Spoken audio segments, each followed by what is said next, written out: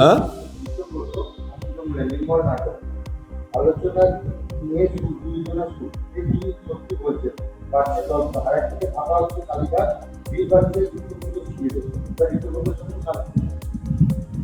দেখুন, সব তো বাঁচতে গেছে সিবিআই, ইডি, সিআইডি, পুলিশের হাত থেকে। যে মুহূর্তে ওদের দলে যাচ্ছে ডিম ছোড়া বন্ধ হয়ে যাচ্ছে। যা ছিল ডিম পরে সেটা অমলেট হয়ে যাচ্ছে। যখন টিএমসি দলে থাকে ডিম, এবার বিদ্রোহী দলে গেলে অমলেট। দেখুন, এগুলো খবরের কাগজকে দিয়ে তো খবর করানো হচ্ছে। একটা ছোট কথা বলি, এই যে বর্ষাকাল, ছোটবেলায় আমরা বর্ষাকালে কাগজের নৌকো তৈরি করে জলে ভাসাতাম। সে নৌকো কিন্তু অরিজিনাল নৌকো নয়। আজকের এই বিদ্রোহী তৃণমূল এই কাগজের নৌকো বর্ষার জলে ভাসানোর মতন ব্যাপার। যে কটা চোর চোট্টা বাটপাট থেকে যে ডিম খাবো কিংবা পুলিশের জালে পড়বো, জেল খাটবো, সব মালকটা ওই বিদ্রোহী দলের নাম লিখিয়েছে। অর্থাৎ বকলমায় বিজেপির হাত থেকে বাঁচার আশ্রয়স্থল করে দিয়েছে। হ্যাঁ,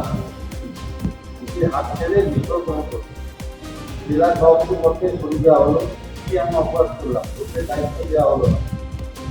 এটা মমতাকে টার্গেট করে এটা বলছি। এইটা তো হবে। সাপুরের সাপের হাতে মৃত্যু হয়, তাই হয়েছে। অপরাধীদের জননী অপরাধীদের হাতে তার বিপদ বাড়ছে।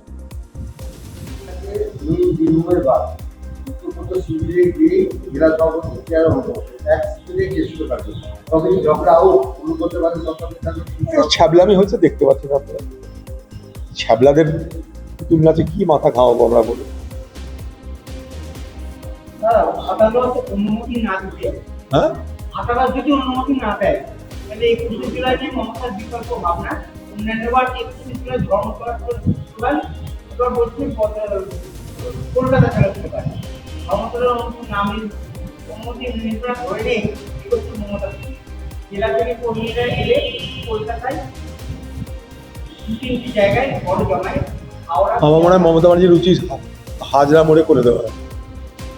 একই তো ব্যাপার, হাজরা মোড়ে করে দেওয়া অনুষ্ঠানটা করা উচিত। এর আগে এই অনুষ্ঠান ছিল কংগ্রেসের শহীদ দিবসকে সে তার দলের বার্ষিক উৎসবে রূপান্তরিত করেছিল। শহীদ দিবস তো ছিল না, উৎসব দিবসে রূপান্তরিত করেছিল। সেখানে শহীদ দিবসের কোনো মূল্য ছিল না। আমার এখন আর তো কোনো বাজারে কিছু নেই, সব থেকে ভালো হাজরা মোড়ে স্ট্রিট কর্নিং করে দেওয়া। হ্যাঁ,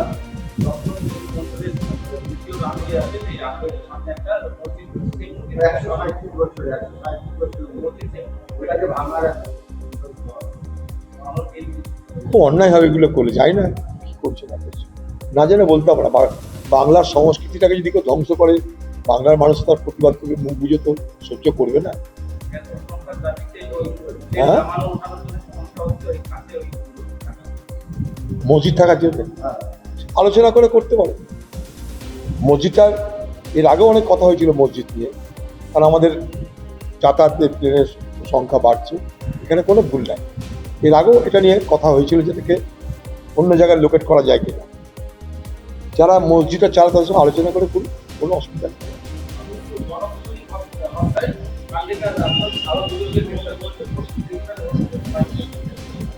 হোক না, আমাদের তাতে তো আপত্তি নাই, অপরাধী গ্রেপ্তার হোক, কিন্তু অপরাধীর নামে সাধারণ মানুষকে যেন অত্যাচার না হয়। 12 এপ্রিল কাণ্ডে আরও বড় তদন্ত করা দরকার। গোটা ওই 24 পরগনা বেল্ট নারী পাচারের একটা গোটা নারী পাচারকারীর জেলা হিসাবে এর আগে তার কুখ্যাতি ছিল, আপনারা জানেন। নারী পাচার, মাদক পাচার ওই বিস্তীর্ণ এলাকায় হয়ে থাকে। এটার সঙ্গে সেটা কোনো সম্পর্ক আছে কিনা দেখা দরকার। আমার তো মনে হয় এটার সঙ্গে নারী পাচারের একটা সম্পর্ক আছে, আমি আগেও বলেছি।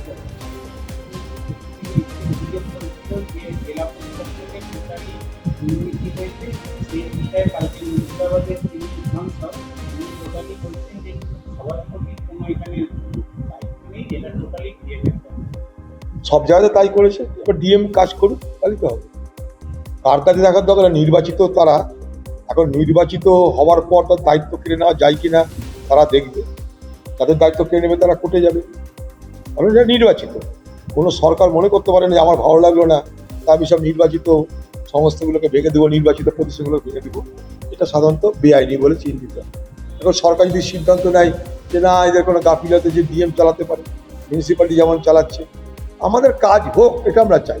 এবং যদি মনে করে যে এটা ভেঙে দেওয়া দরকার, নির্বাচন ঘোষণা করে দেওয়া হোক পঞ্চায়েত। আমাদের ভিডিও ভালো লাগলে লাইক এবং শেয়ার করুন। কমেন্ট সেকশনে গিয়ে জানান আপনাদের মতামত।